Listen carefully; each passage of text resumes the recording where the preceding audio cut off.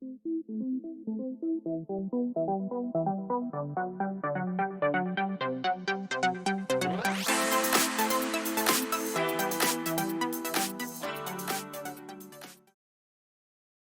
a todos, mi nombre es Daniela Alfonso, les doy la bienvenida por mi parte al curso y vamos a ver estudios descriptivos.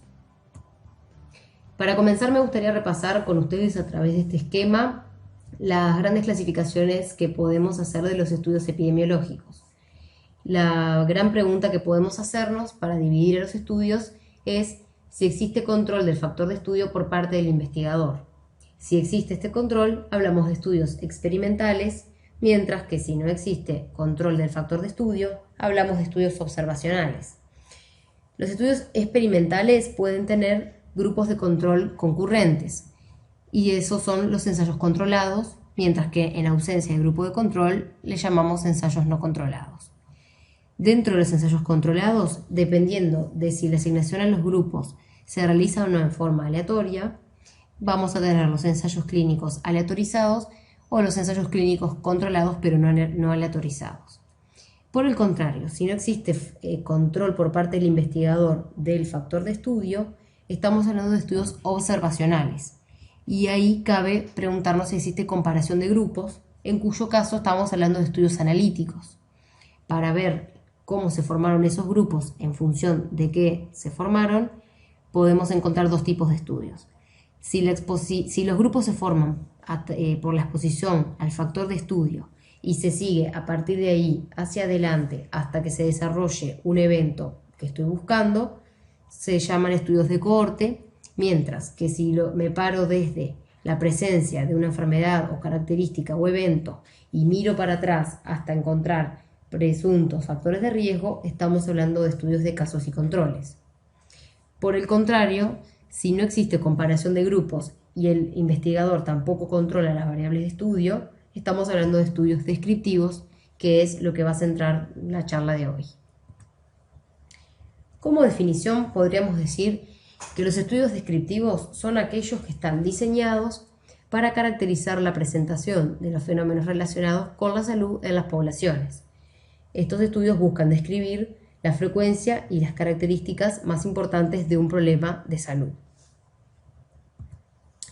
Algunas características de estos estudios, por un lado, permiten describir el estado de salud de una población, por lo cual son muy útiles para administradores de salud, para la toma de decisiones en políticas sanitarias, para todo el campo de la epidemiología y, por supuesto, también para los clínicos, para poder comprender por qué realizamos las medidas que realizamos en la clínica. Por otro lado, permiten una primera aproximación a un problema que quizá no tenga muchos antecedentes o un problema del cual no se dispone mucha investigación y sobre el cual luego, a partir de otros estudios, vamos a permitir la comprobación de hipótesis. También son estudios que permiten generar hipótesis explicativas que, como veníamos diciendo, se van a comprobar por otros estudios que haremos después, sobre todo estudios de tipo analítico. También permiten realizar asociación entre dos o más variables, siempre y cuando esta asociación sea de tipo no causal, y eso es muy importante destacarlo y luego vamos a ver por qué. Y además son son estudios que ofrecen niveles de evidencia bajos. Esta es una pirámide que se utiliza para mostrar el nivel de evidencia en la medicina basada en la evidencia, en la cual vemos que en la base se encuentra el reporte de un caso como el estudio con menor calidad de evidencia, y en el vértice encontramos los metaanálisis como los estudios con mayor nivel de evidencia. A la inversa, de base a vértice, vamos viendo que la magnitud del sesgo disminuye. Entonces, los estudios descriptivos que vamos a ver hoy, que son los tres últimos de la base, o sea, los estudios transversales, las series de casos y los reportes de un caso, son de los estudios con menor nivel de evidencia científica.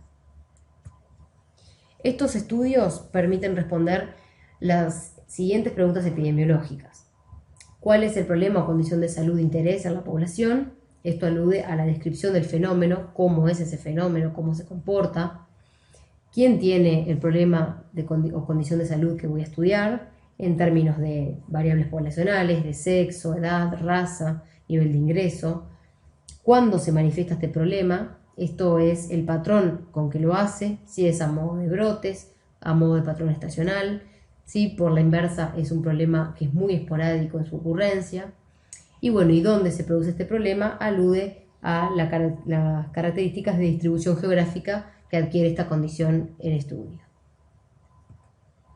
Bueno, los tipos de estudios descriptivos son estos que vemos en la diapositiva: el reporte y la serie de casos, los estudios transversales o de prevalencia, y los estudios de tipo ecológico o poblacionales, o también llamados de conglomerado. Vamos a ir viendo uno a uno estos estudios. Comenzamos con los estudios de reporte o series de casos, que estos, sin duda, los que realizan clínica los deben conocer, que son estudios que describen la experiencia de un individuo o de un grupo de individuos que poseen un diagnóstico o una característica similar que permite agruparlos. A partir de esa característica que se describe, permiten generar nuevas hipótesis acerca de nuevas enfermedades, de nuevos fenómenos que están ocurriendo en la población o de características que están adquiriendo enfermedades ya conocidas.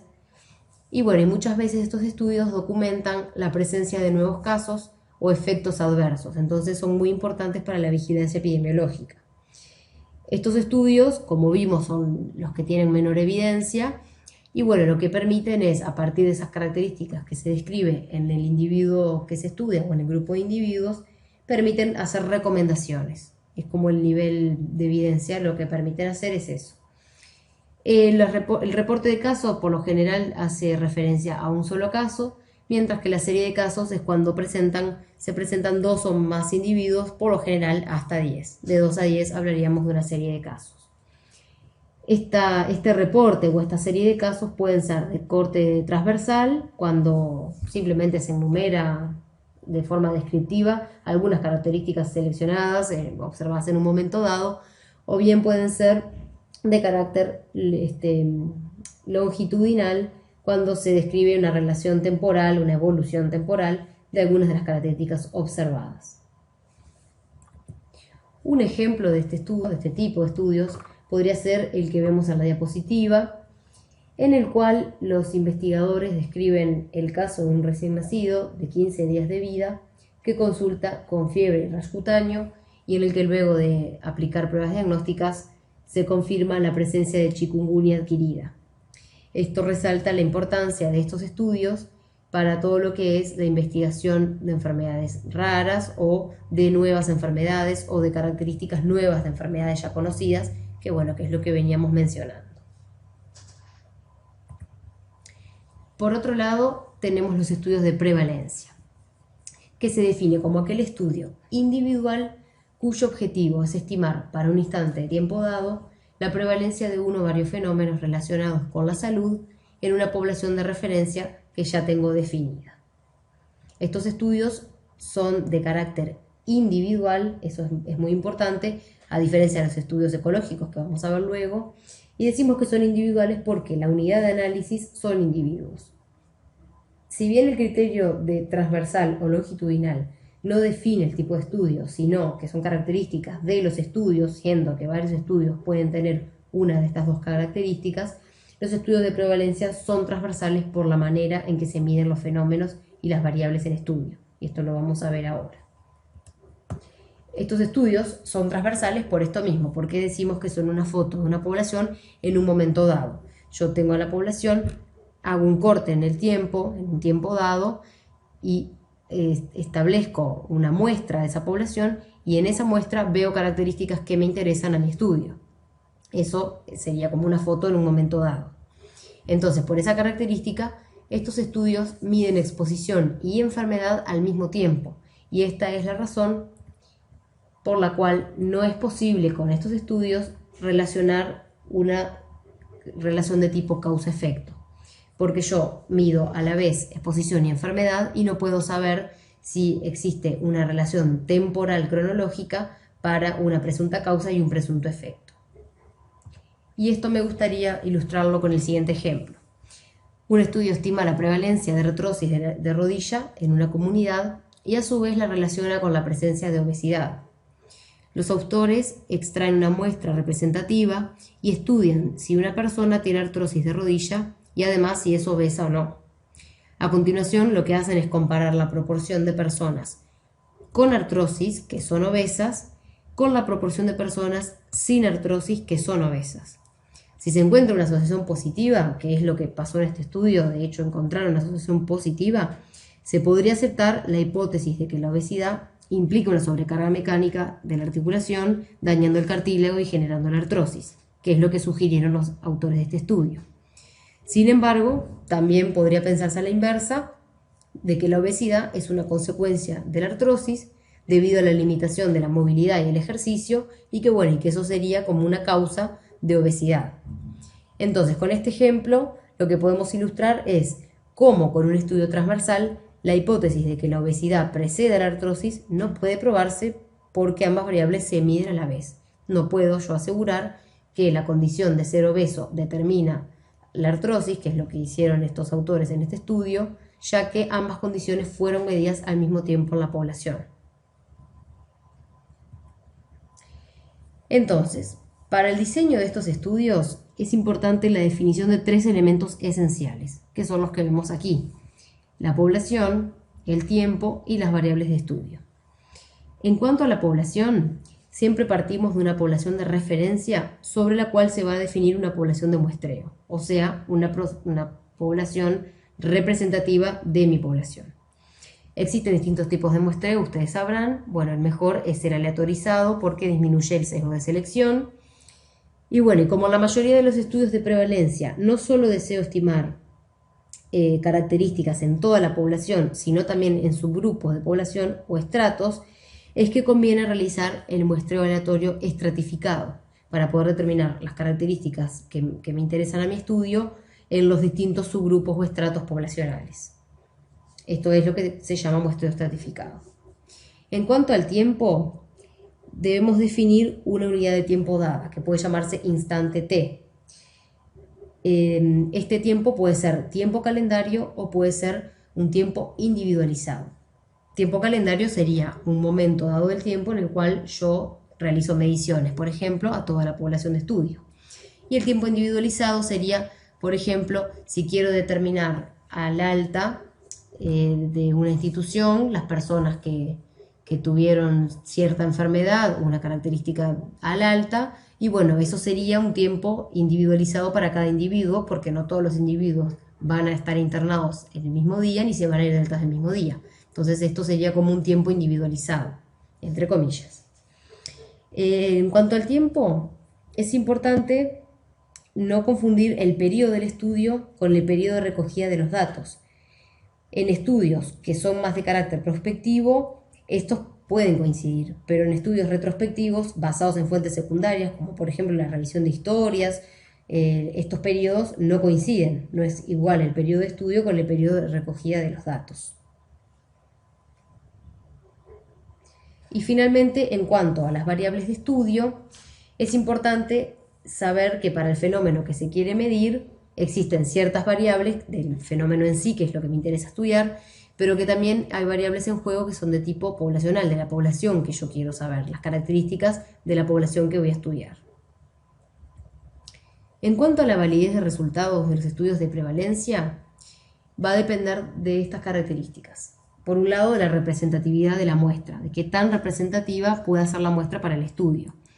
Y en cuanto a esto, puede ser que exista una falta de representatividad en los casos cuando existen fenómenos de mayor duración, porque al tener fenómenos muy prevalentes o fenómenos con mucha duración en el tiempo, voy a captar más casos que si el fenómeno fuera de mayor letalidad o de mayor tendencia a la curación. O sea que para enfermedades, por ejemplo, como las crónicas no transmisibles, que están presentes por muchísimos años, es más fácil identificar casos prevalentes de esa enfermedad.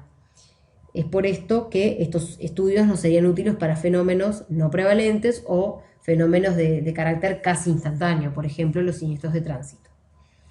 También la validez va a depender de la calidad de los datos obtenidos, de cómo yo obtengo esos datos, de qué tan metódico soy en la obtención, de si sigo los mismos protocolos cada vez que obtengo los datos, y de que el número de no respuestas no sea muy grande y que los abandonos no estén relacionados con la enfermedad, porque eso estaría sesgando la validez.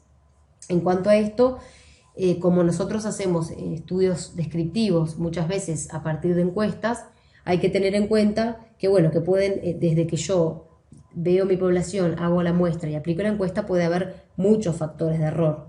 La dificultad en obtener la muestra puede ser por un sesgo de selección, por población que no es accesible o que no es representativa, o que realizo un muestreo con una técnica incorrecta, por ejemplo no aleatorizada, que es lo que decíamos hoy, o bueno, porque existe un rechazo de la población seleccionada para participar en el estudio, y todas estas cosas van a determinar una disminución de la validez de los resultados, y hay que tenerlas en cuenta.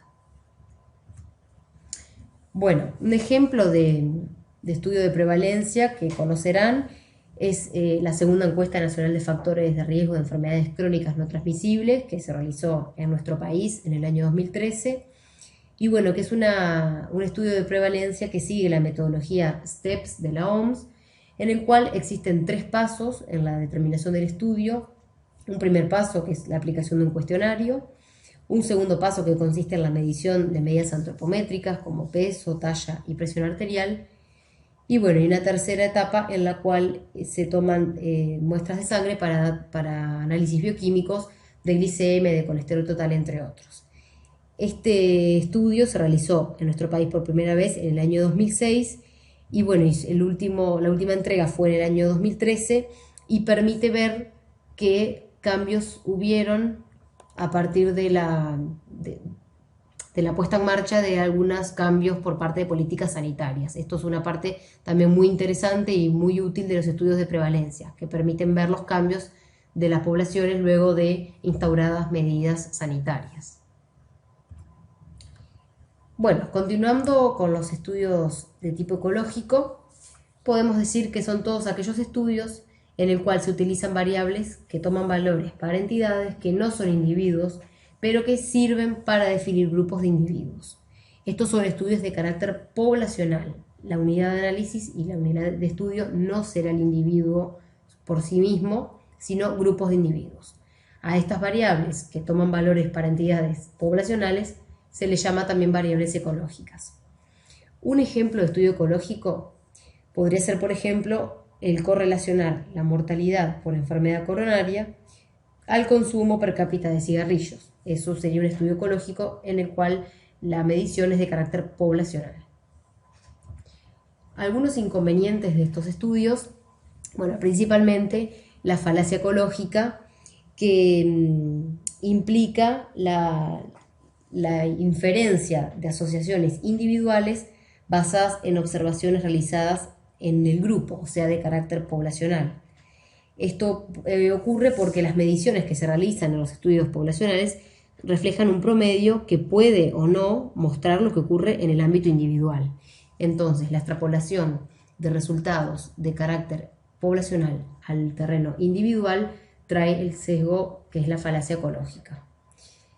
Por otro lado, también el gran inconveniente que presentan es que no atienden a variables confundentes que podrían estar influyendo. Se presenta asociación entre 2 variables, pero bueno, no se atiende a variables que podrían estar determinando sesgos en el estudio. Sin embargo, a pesar de estos inconvenientes, son estudios muy útiles para tomar decisiones a nivel poblacional, sobre todo en el ámbito de la salud pública, y bueno, la ventaja es que los datos están disponibles al utilizar fuentes secundarias. Esto facilita la recogida de los datos. Un ejemplo de estudio de tipo ecológico es este que se presenta en la Revista Médica del Uruguay, que su título es Impacto de la prohibición de fumar en espacios cerrados sobre los ingresos por infarto agudo de miocardio en Uruguay, en el cual los autores realizan el estudio comparando los ingresos hospitalarios por infarto agudo de miocardio en los 24 meses previos y en los 24 meses posteriores a marzo de 2006, que es donde empieza a correr la prohibición de fumar en espacios cerrados de uso público. Lo que hacen los autores es analizar retrospectivamente las historias clínicas de los pacientes residentes de nuestro país que tuvieran como diagnóstico principal de ingreso el infarto agudo de miocardio. Y bueno, independientemente de los resultados que en realidad ellos encuentran que existe una disminución del número de ingresos por este diagnóstico de infarto agudo de miocardio, luego de la prohibición, bueno, es simplemente la idea ilustrar un ejemplo de estudio ecológico. En este vemos que las variables son de carácter poblacional, tomadas a partir de fuentes de datos también de carácter poblacional. Bueno, ahora brevemente me gustaría repasar con ustedes el protocolo de un estudio descriptivo. Ustedes sabrán que para realizar un protocolo, para aplicar a una revista o a una publicación científica, debemos hacer un protocolo que lleva todos estos pasos que vemos en la diapositiva y que puntualmente va a haber una clase en la que vamos a trabajar sobre esto. Entonces simplemente ahora me voy a detener en los aspectos de la metodología de los estudios descriptivos, o sea, de los protocolos de estudios descriptivos. La metodología incluye una serie de pasos, que son los que vamos a ir viendo ahora, y que deben cumplirse en este aspecto para todos los estudios, pero puntualmente vamos a ver los descriptivos. En cuanto al diseño, el diseño siempre debe estar explicitado en base al objetivo general y debe figurar en el apartado de metodología, al igual que la población de referencia de la que yo voy a partir para mi estudio. También tiene que estar explicitada la selección, el cálculo y el tamaño de la muestra, no solamente qué tamaño tiene mi muestra, sino cómo yo seleccioné, si lo hice de manera aleatorizada, si la hice por estratos, y bueno, y cómo fue el cálculo de esa muestra. También tiene que figurar el periodo y lugar de la investigación. Por otro lado, también los criterios de inclusión y exclusión. Y a este respecto es muy importante aclarar que en los estudios descriptivos muchas veces las investigaciones las realizamos a través de cuestionarios o de historias clínicas o encuestas o bases de datos que ya son existentes. Y bueno, y es importante definir cuáles son los criterios que harán que yo excluya ciertos cuestionarios o historias clínicas de mi estudio. Eso tiene que estar explicitado y tiene que figurar en el protocolo de estudio, así como luego el número de pérdidas, digamos, de los participantes. También deben estar las fuentes de datos, que siempre va la original en el apartado de anexos, que es la que utilizaron para el estudio. Por otro lado, también hay que incluir las variables que vamos a relevar y su correspondiente operacionalización. A modo de ejemplo, podemos decir que para las variables cualitativas podemos expresarlas en términos de frecuencias y de proporciones, y para las variables cuantitativas podemos expresarlas en desvíos estándar y medias.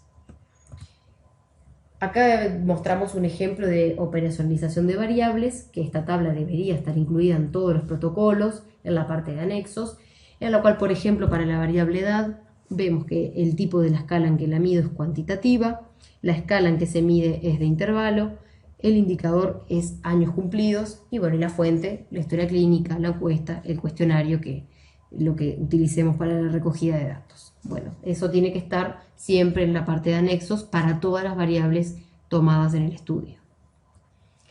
Por otro lado, debe estar explicitado los instrumentos, la técnica y el personal para la medición. Y esto es muy importante porque permite realizar la reproductibilidad del estudio. Si el día de mañana otros investigadores quisieran reproducir mi estudio o contrastar los resultados con un estudio propio, debe estar explicitado qué instrumentos usamos, con qué técnica, qué personal lo midió, quién capacitó a ese personal y si la medida de esas variables fue hecha de manera homogénea, con qué instrumentos. Luego también debe explicitarse la base de datos que utilizamos para el estudio. Y bueno, en este punto aclarar que muchas veces con los estudios descriptivos nosotros accedemos a bases de datos ya creadas que facilitan mucho el trabajo. Por ejemplo, si quisiéramos estimar al alta de una maternidad a las 72 horas de vida, el peso promedio de los recién nacidos, podríamos, una opción sería ir a la maternidad y tomar esos datos antropométricamente pesando a los niños, pero sabemos que tenemos el formulario SIP, por ejemplo, que es una fuente de datos que está disponible y que es de acceso libre a los investigadores. Entonces eso es una base de datos que ya es existente. Y así, bueno, pasa con otras bases de datos. Luego deben estar también incluidos los estadísticos a utilizar. Por ejemplo, para las variables cualitativas, el chi cuadrado, o para las cuantitativas, el test de student, para ilustrar asociación entre variables. Estos estadísticos, independientemente del tipo que utilicemos, deben estar explicitados en el apartado de metodología del estudio. Luego debemos explicitar la tabulación y la presentación de los datos, si lo haremos mediante tablas o mediante gráficos, y bueno, incluirlos en el protocolo. Y por último, el paquete estadístico de análisis de los datos y el software y la versión que estamos utilizando también para garantizar la reproductibilidad de los datos. Bueno, esto es todo, espero que les haya sido útil. Recuerden que vamos a tener una clase presencial de estudios descriptivos y bueno, y estamos también en el foro para cualquier duda o eventualidad. Bueno, muchas gracias por su atención.